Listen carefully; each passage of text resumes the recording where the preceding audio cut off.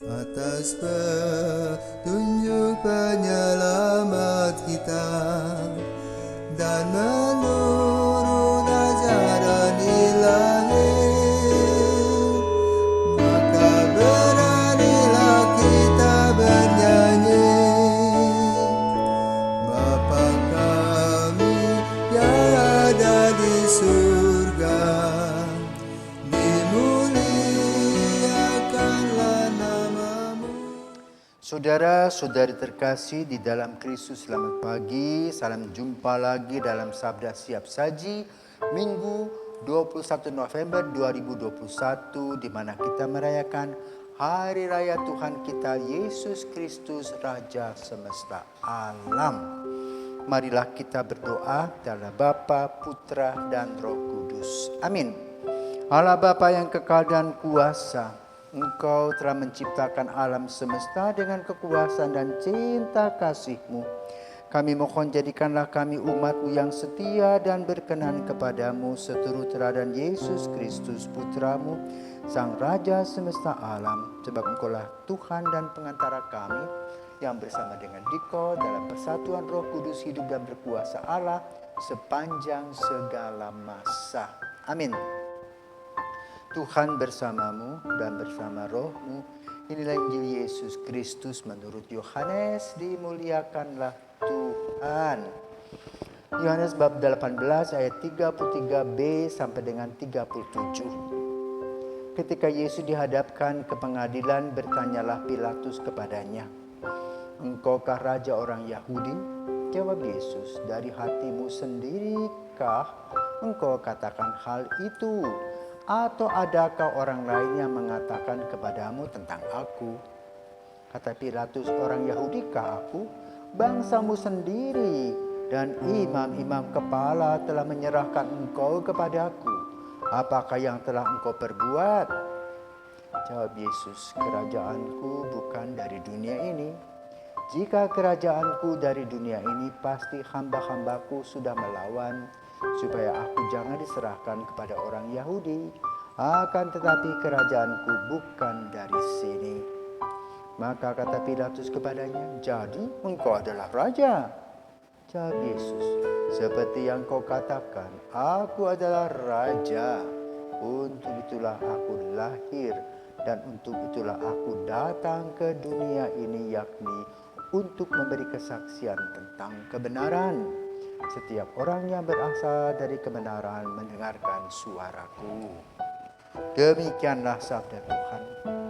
Terpujilah Kristus.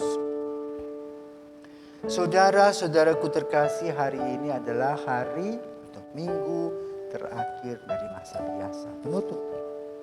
Jadi minggu depan kita mulai memasuki masa Advent. Maka bacaannya adalah tentang raja.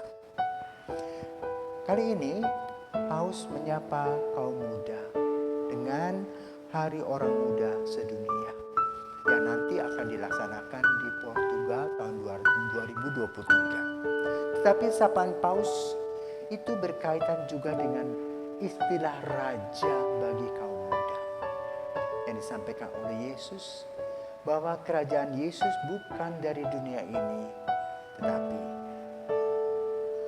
memberikan warna ke dalam dunia ini. Karena kehadiran Yesus untuk menyelamatkan dan membebaskan dan mematikan dan mematahkan kekuasaan kegelapan sebagai seorang raja rohani. Maka ada beberapa hal yang disampaikan oleh Paus Fransiskus kepada kaum muda. Yang pertama, bahwa Hari Orang Muda Sedunia atau Jumpa Mudika Sedunia merupakan perayaan iman. Karena yang diundang adalah anak-anak muda Katolik dari seluruh gereja partikular yang ada di dunia. Sekitar 3.000-an lebih keuskupan. Maka lalu Hari Orang Muda Sedunia itu diawali dengan Hari Orang Muda Sekeuskupan.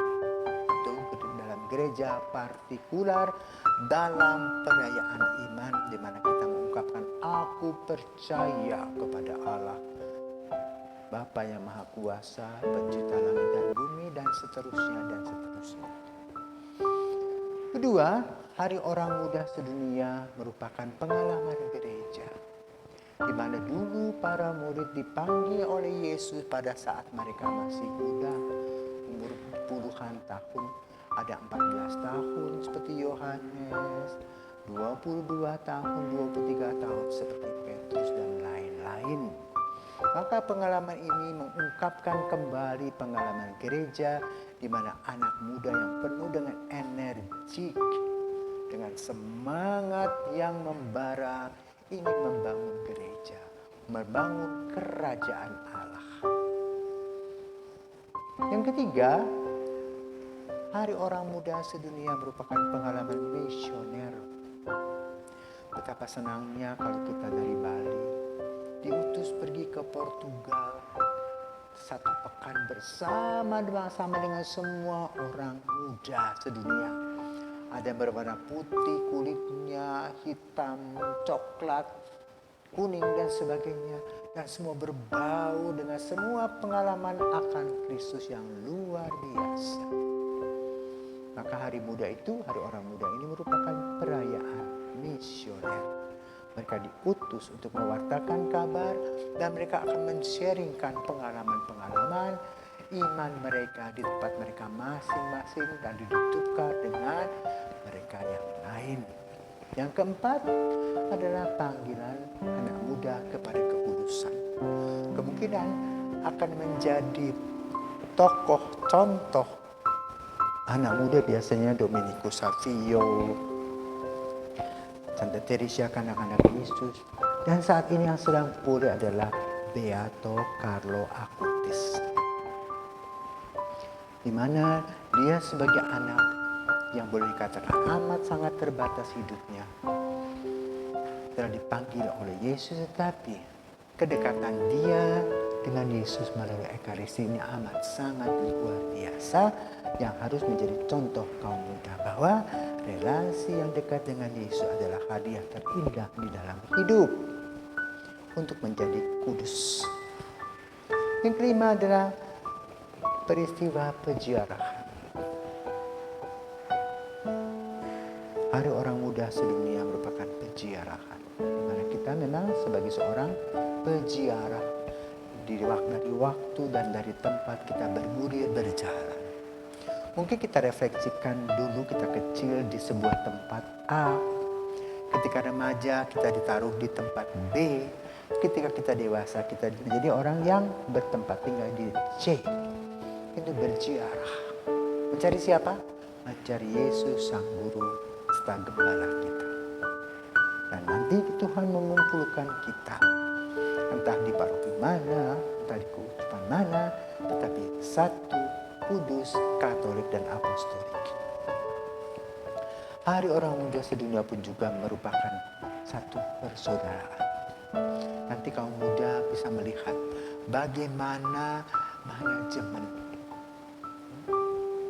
dibuat sedemikian rupa orang tidak kelaparan, dan ribuan volunteers, sukarelawan-sukarelawati itu datang dari berbagai sudut dunia, mengongkosi dirinya sendiri, lalu membagi-bagikan apa yang diperlukan oleh kelompok-kelompok pendatang dalam Hari Orang Muda Sedunia.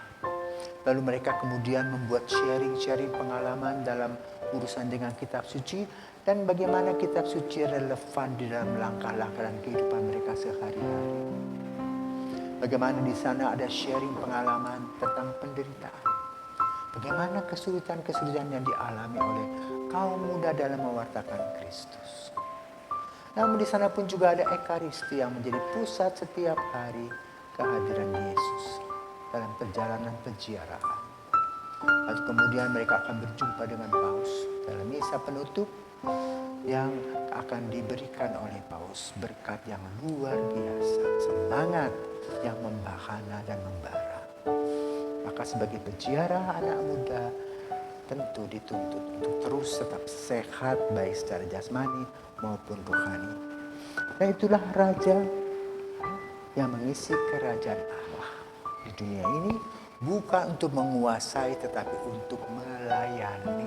Sebagaimana Yesus mengatakan, aku adalah Raja kebenaran yang ingin menyampaikan kebenaran dalam dunia, khususnya pada masa pandemi ini yang akan kita lewati.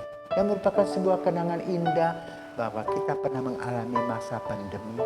Kita tinggal di rumah, bekerja di rumah, dan kita merefleksikan langkah-langkah kita, dan kita bisa melihat bumi yang begitu indah itu kembali ceria. Kenapa? Tanpa polusi yang sudah istirahat. Karena dengan emisi gas yang luar biasa, dunia ini amat sangat menderita. Dan kalau dunia sehat, kita pun akan sehat. Karena itu, saudara-saudaraku, dalam permenungan Yesus Raja semesta alam, kita diingatkan kembali akan keterlibatan kita, khususnya kaum muda, dan jangan lupa memperhatikan perubahan cuaca karena emisi karbon yang luar biasa meracuni bumi ini, sehingga dunia atau bumi ini menjadi tidak stabil karena sudah digali, sudah dirusak oleh manusia untuk kepentingannya. Tetapi yang paling utama dan penting saat ini adalah bagaimana secara rohani kita bersama-sama diajak oleh Yesus melihat kerajaan Allah. Kerajaan Allah ada padamu dan tugas Anda untuk memeliharanya dengan sungguh-sungguh dalam sukacita dan damai sejahtera. Selamat merayakan Hari Raya Kristus Raja, di mana Anda adalah Raja yang akan mempertahankan keindahan kasih Kristus. Amin.